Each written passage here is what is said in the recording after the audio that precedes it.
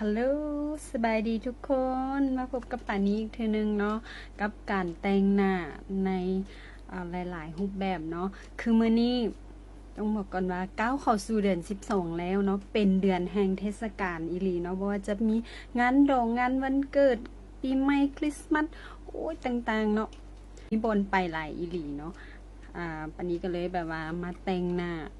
หลายๆแบบเพื่อมาเป็นออปชันให้กับหลายๆคนที่ว่ากำลังคิดอยากแต่งเอาสีใดดีเนาะอย่างแบบนี้เนาะอันนี้ก็เป็นอีกสีหนึ่งที่ว่าแต่งแล้วดูดีดูแพงเบิ่งแล้วคือคนมีเงินเนาะอย่างประมาณนี้เนาะไผยังรู้แล้วว่าแต่งแบบใดก็ไปเบิ่งใน how to ได้เลย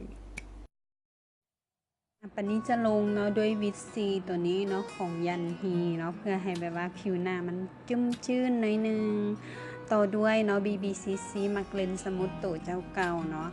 เพื่อปรับสภาพหน้าให้มันขาวขึ้นอีกระดับหนึ่งเนาะเป็นแล้วก็เรียบเนียนมีกันแดดพร้อมต่อมาเนาะปันนี้จะใช้คอนซีลเลอร์เนาะของ Maybelline New York เนาะเป็นรุ่น Instant Age Rewind ตัวนี้เนาะกับแป้งคอนซีลเลอร์มาลงเนาะตามบริเวณจุดบกพร่องของเฮาเช่นว่าห้อยสิวห้อยกะห้อยฝ้าห้อยจุดด่างดำแล้วก็ห้อยค้ำใต้ตาเมียงต่างๆเนาะเฮาก็จะเฮ็ดเป็นจุดๆไปสาเหตุที่ปานนี้ลงคอนซีลเลอร์ก่อนเนาะก็เพราะว่ามื้อนี้เฮาจะบ่ได้ลงรองพื้นเฮาจะลงแต่เป็นแป้งผสมรองพื้นไปเลยเนาะก็เลยต้องแบบว่ามาลงคอนซีลเลอร์ก่อนเนาะ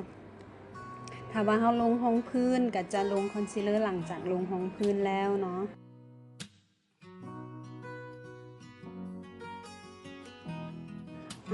มื้อนี้ปานี้จะใช้แป้งผสมรองพื้นของ Q Place เนาะ Every Retouch เป็นรุ่นออกใหม่ของเพิ่น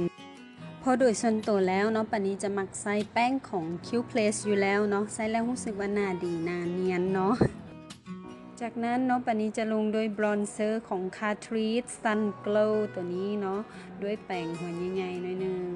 ลงไปตามบริเวณขอบหน้าของเฮาเนาะจะเฮ็ดเป็นแบบว่าคอนทัวร์ไปเลยเพื่อเฮ็ดให้ใบหน้าของเฮาเนาะมีเข้ามีโค้งมีมิติหลายขึ้นเนาะก็จะปัดไปบริเวณขอบหน้าเนาะแล้วก็เก็บเหนียงพร้อม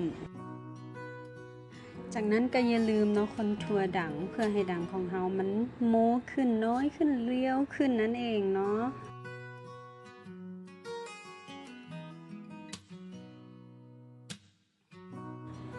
มาถึงงานตาเนาะเขาก็ยังคงอยู่กับเนาะแจ็คกะลีนฮิลเนาะเป็นมอร์ฟีพาเลตตัวนี้เนาะอันนี้จะใช้สีส้มๆมาเป็นสี transition color หรือว่าสีเสื่อมต่อไว้ก่อนเนาะโดยใช้แป้งที่เป็นพุ่มใหญ่หน่อยนึงเนาะมาเกียร์ไปเกียร์มาหลังจากนั้นเป็นจะใช้แป้งที่เป็นพุ่มน้อยลงมาน้อยนึงแล้วจิกสีเอิ้นว่าเป็นสีขีม้าเข้มเนาะตัวนี้เขาจะเฮ็ดเป็นแนว halo effect เนาะก็คือจะแตะสีใส่บริเวณหางตาและหัวตาเพื่อเบรนให้มาเสื่อมต่อกันโดยเว้นทั้งกลางไว้เนาะคือในคลิปเลยจากนั้นเนาะปานี้จะใช้สีทองที่มีประกายชิมเมอร์แบบนี้เนาะโดยใช้มือนี่แหละแตะเนาะแล้วก็มาลงบริเวณกลางตาที่เฮาเว้นสีไว้เนาะเพื่อให้ตาของเฮาแบบแลเบิ่งแล้วหน้าเบิ่งหน้ามองมีเสน่ห์ขึ้นไปอีกเนาะจากนั้นก็ใช้แป้งเนาะแต่สีขีม้าเข้มมาเบรนซ้ำให้มันกลมกลืนกันอีกเทื่อนึง ใส่แป้งหัวน้อยเนาะแต่สีขีม้าเข้มเนาะมาเขียนให้มันชิดขอบตาทั้งรุมต่อมาเนาะปานนี้ก็จะใส่สีชิมเมอร์ที่มันสว่างเนาะมาไฮไลท์หัวตาทั้งสองเบื้องเลยเนาะเขียนคิ้วกันจ้าเขียนคิ้วกับมือนี้ไซส์ของเธอเนาะเป็นสีน้ำตาลออกแดงปันนี้จะเขียนโค้งคิ้วทั้งสองเบื้องไว้ก่อนเนาะเพื่อเทียบกันว่ามันเสมอกันแล้วเขาก็จะมาละบ่ายคิ้วให้มันเต็มเลยเนาะเฮ็ดตามในคลิปเลยส่วนบริเวณหัวคิ้วเนาะเขาก็จะใส่แป้งมาปัดเพื่อให้มันมีความจางกว่าหางคิ้วน้อยนึงเนาะ จากนั้นปานี้ใช้แป้งหัวตัดกับคอนซีลเลอร์เนาะมาเก็บรายละเอียดของคิ้วให้มันคุ้มขึ้นไปอีกเขียนอายไลเนอร์กันเลยมื้อนี้ใช้ของ Maybelline Hyper Sharp ตัวเก่าเนาะตัวนี้เขียนดีเขียนงามเนาะแล้วก็หัวน้อยดีอันนี้มักเลยเนาะเขียนตามอัธยาศัยได้เลยเนาะอันนี้จะเฮ็ดหางวิงออกหน่อยนึงเพื่อให้มันเป็นรูปทรงของ Cat Eye เบาๆเนาะดัดขนตาเนาะปัดมัสคาร่าได้เลยมัสคาร่ามื้อนี้ก็ใช้ของ Maybelline หัวน้อยตัวนี้คือกันเนาะปัดเฉพาะขนตาทั้งถึงก่อน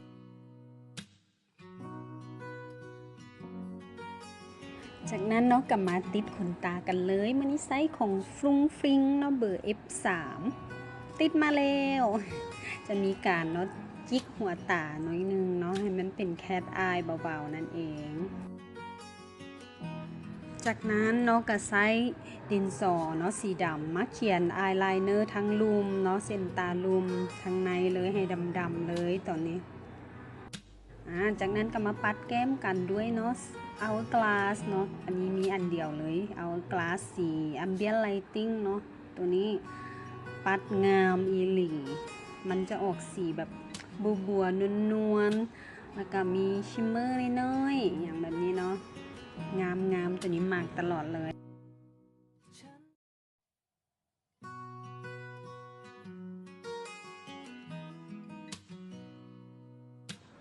มาถึงลิปสติกเนาะมื้อนี้ปันจะใช้ของ NARS เนาะตัวนี้เป็นรุ่นเครยอนเนาะเป็นคือดินสอนะ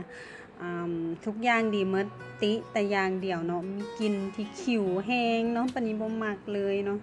แต่ว่าสีมันก็งามเนาะแล้วเราจะเฮ็ดเบรนขอบปากให้มันเป็นฟุ้งๆหน่อยนึงโดยการเอาด้ามของแป้งเนาะมาเกียๆจากนั้นเนาะปันนี้จะออนท็อปด้วยลิปเมทัลลิกของ Colourpop เนาะสีทองอ่อนใส่บริเวณกลางปากเท่านั้นเนาะเพื่อให้มันแกรมขึ้นอีกเนาะก็สีสเปรย์น้ำแร่เนาะปันนี้ลืมปัดไฮไลท์เนาะเขาก็มาปัดไฮไลท์กันเลยไซส์ของเบกก้าเนาะสีแชมเปญท็อปตัวนี้แหละไฮไลท์ตามสันดังเนาะปลายดังแล้วก็บริเวณโหนกแก้มเฮ็ดให้มันเป็นแบบว่าคือปิดท้องฝั่งรูปนิมิตเอียงไปเลยเนาะประมาณว่าหนังปะทูผู้ใดมักสำใดกับปัดสำนั้นเนาะไฮไลท์นี่แล้วก็ปัดขนตาทั้งลุมพร้อมเนาะเพราะว่าเมื่อกี้ลืมปัดนั่นเองมีขนตาถึงที่แบบว่ายาวซะเหลือเกินเนาะจะต้องมาแต้มขนตาลุมเพื่อให้มันสู่กับขนตาถึงให้ได้ก่อนนี่ก็เป็นลุคที่แต่งออกมาแล้วได้แบบนี้เลยเนาะอันนี้ตั้งใจแต่งเพื่อแบบว่าให้มันเข้ากับเทศกาลเนาะเป็นโทนสีทองเนาะประมาณว่าสีขีม้าทองอย่างประมาณนี้เนาะอันนี้จะเป็นลุคที่แกรมมีความเซ็กซี่มีความธรรมชาติหรือบอกว่าเนาะก็ได้แบบนี้เลยเนาะผู้ใดมักก็ขอกำลังใจโดยการกดไลค์กดแชร์กด Subscribe ช่อง YouTube ปานิวงไซให้เด้อรูปสติ๊กติ๊กเจ้าสำหรับคลิปนี้ต้องจากไปเพียงเท่านี้เนาะพบกันใหม่ในคลิปหน้าสบายดีบ๊ายบาย